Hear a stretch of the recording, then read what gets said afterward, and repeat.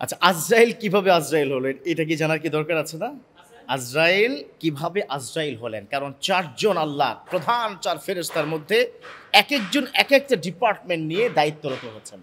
একজন হচ্ছে জিব্রাইল আমিন, তার কাজ ছিল 2,24,000 যত নবী রাসূল আছে তাদের কাছে অ্যাজ এ মেসেঞ্জার আল্লাহর পক্ষ থেকে মেসেজ নিয়ে তিনি চলে আসতেন।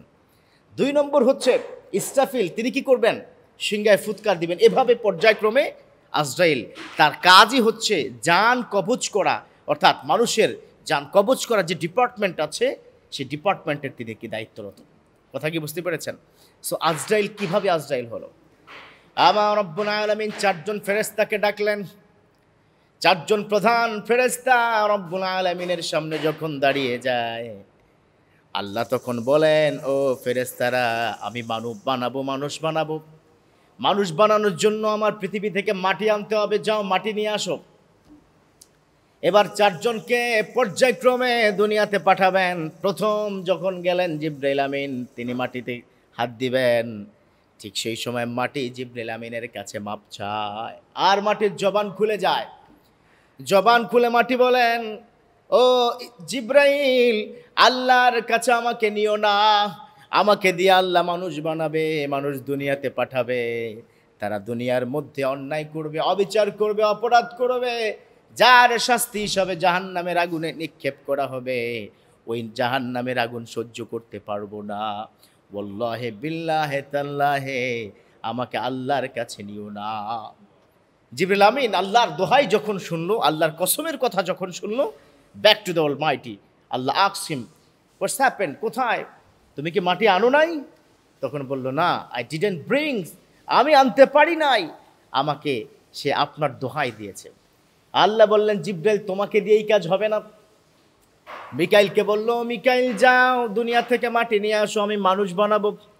সাইয়েদানা মিকাইল আলাইহিস সালাম দুনিয়াতে যখন মাটির কাছে আসলেন, ওই মাটি একইভাবে তার জবানটা খুলে যায়। মাটি তখন বলো, আমাকে নিও না, কারণ হলো আমাকে দিয়ে মানুষ বানাবে এবং মানুষটাকে আবার জাহান্নামের আগুনে জ্বালিয়ে দিবে, আমি সেটা সহ্য করতে পারবো না।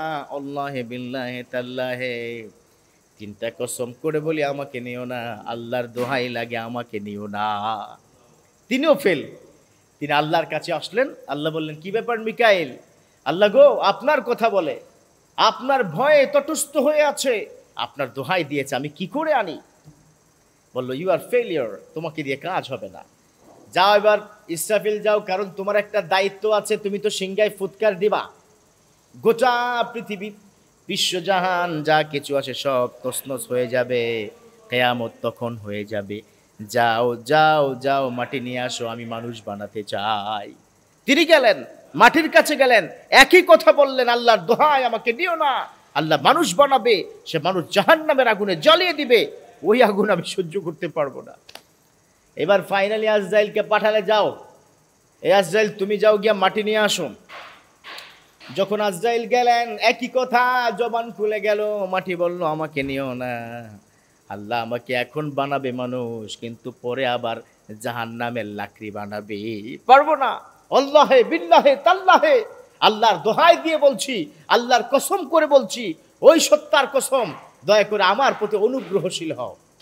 এবার আজরাইল বলে, ফাপড় মাইরো না মিয়া, যে আল্লাহর দোহাই তুমি দিচ্ছ, ওই আল্লাহর অনুমতি এবং আল্লাহর ওয়ার্ডারে তোমার এই মাটিকে আমাকে নিতে হবে, ওইসব কথা চলবে না, তোমার কথা শোনার টাইম নাই, বলে এক খামচি দিয়ে মাটি নিয়ে আসলো। আল্লাহ বললেন, ঘটনা কি? তিনজন তো ফেল মারলো, তুমি পাস করলা কেমনে? সাইয়েদনা আজরাইল বললেন, মাটি তো আমাকে ফাপড় মারছিল, আপনার কথা বলে আর বলে আল্লাহর দোহাই দিলাম, দয়া করে আমাকে আল্লাহর কাছে নিও না। আমি উল্টা মাটিকে বললাম, এইসব ফাপড় মাইরো না, যে আল্লাহর দোহাই তুমি দাও। ওই আল্লাহর দোহাই দরকার নাই, কারণ আল্লাহ আমাকে সেই কারণেই এই মাটি নেওয়ার জন্য পাঠিয়েছে। যে আল্লাহর দোহাই তুমি দাও, সে আল্লাহ আমাকে পাঠাইলো, অতএব তোমার কথা শোনার টাইম নাই। আল্লাহ বলল, you are the perfect person, আমি কেন তোমাকে দিয়ে মাটি নিয়ে আসলাম, বা তোমাদেরকে দিয়ে? আমি তো আনতে পারতাম, আমার কুদরতে অটোমেটিক মাটি আমার আরো সে আমার কাছে চলে আসবে। কেন আনলাম? ইতিমধ্যে আমি একটা টেস্ট করেছি। আল্লাহ কি টেস্ট করেছেন? যে মাটি আমি মানুষ বানাবো আদর করে, ইন্নী আ'লামু মা লা তা'লামুন, আল্লাহ ফেরেশতাদেরকে বলেছে, ও ফেরেশতারা, তোমরা জানো না আমি মানুষ বানাতে চাই, ও আমার আদরের মানুষ হবে, অপরাধ কি করবে না করবে আমি গফুরুর রহিম, আমি ক্ষমা করব, অথবা আমি মানুষ বানাতে চাই। সোজা কথা, কি বানাতে চাই? মানুষ বানাতে চাই। সেজন্য চিন্তা করলাম এই আদরের মানুষটাকে তো জান কবজ করতে হবে। এই যে খেয়াল করেন, আদরের মানুষটা কি করতে হবে? জান কবজ করতে হবে।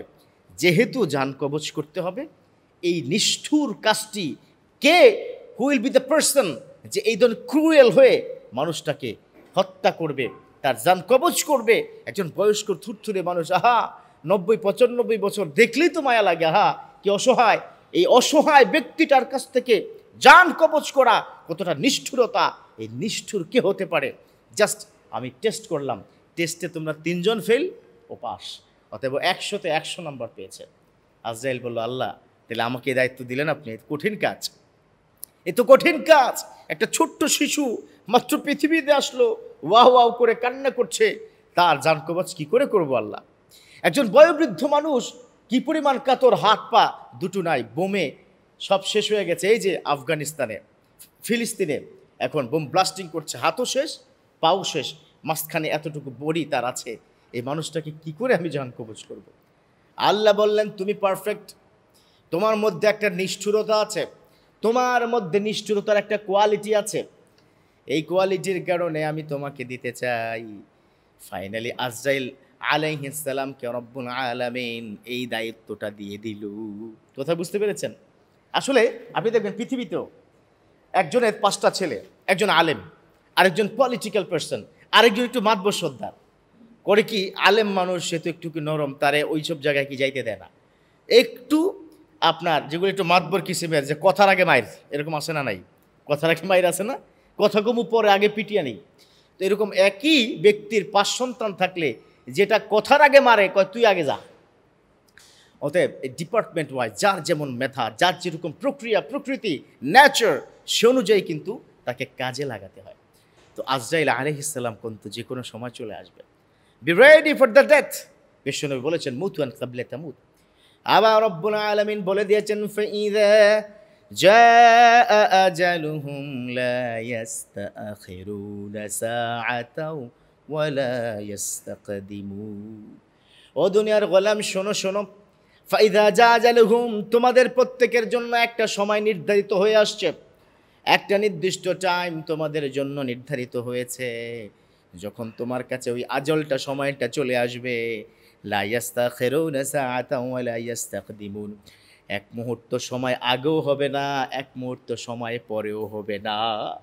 ডিউ টাইমে, whenever the time is up you have to back to Lord, সময় শেষ, আমাদের আল্লাহর কাছে ফিরে যেতে হবে। কিন্তু কখন? এই যে তাপদাহ চলছে, হিট স্ট্রোক, আহা সুস্থ সবল 40 বছরের তাগড়া যুবক, অথচ এই ছেলেটা হুট করেই স্ট্রোক করে ঘুরে পড়ে গেছে। এই কোন জিন্দেগি আমরা পালন করছি? কি হচ্ছে আমাদের? আজকে হার্ট, ব্রেইন বিভিন্ন ধরনের স্ট্রোক করে তাজা প্রাণগুলো চলে যায়। সো বি রেডি, যে কোনো সময় চলে আসবে। অতএব আমরা যেন মৃত্যুর পূর্বে মৃত্যুর প্রস্তুতি গ্রহণ করতে পারি। আল্লাহ তৌফিক দান করুক, আমিন।